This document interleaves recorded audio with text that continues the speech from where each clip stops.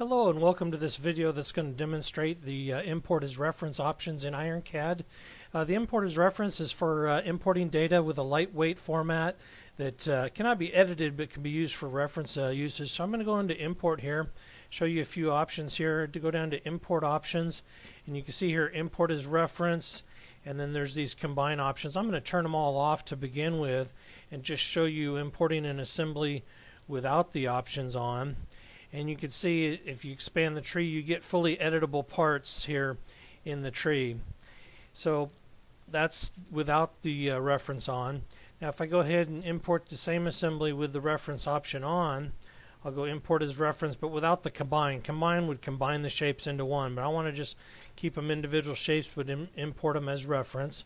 So I'm going to import again, and you can see I get individual shapes, but they're not parts. They're just feature representations of the part.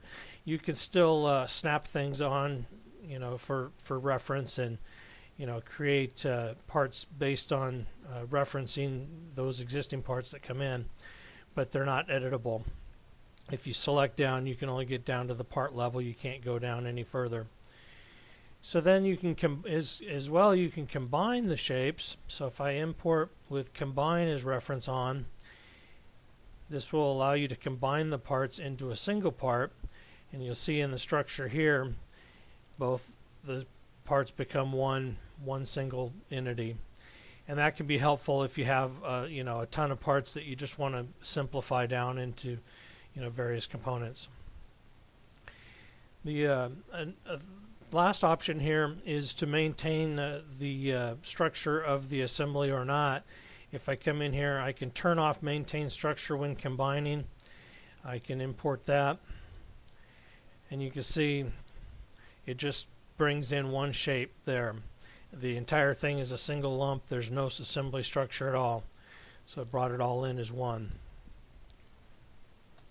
The same thing can be done with surfacing. I can import here. I can grab a file that has a surface in it. I can combine that as reference geometry, bring that in, and you can see the two surfaces become one surface part, and you can use that for reference.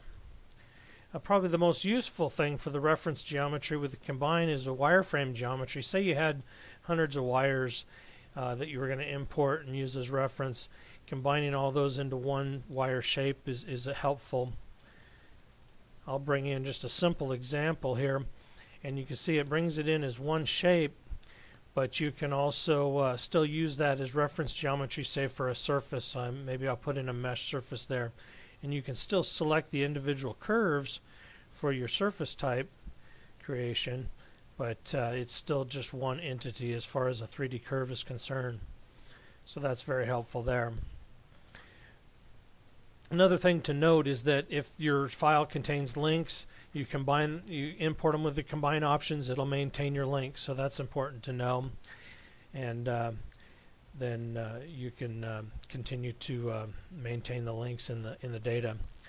So that wraps up the information here on import as reference. Hope you found that useful, and have a nice day.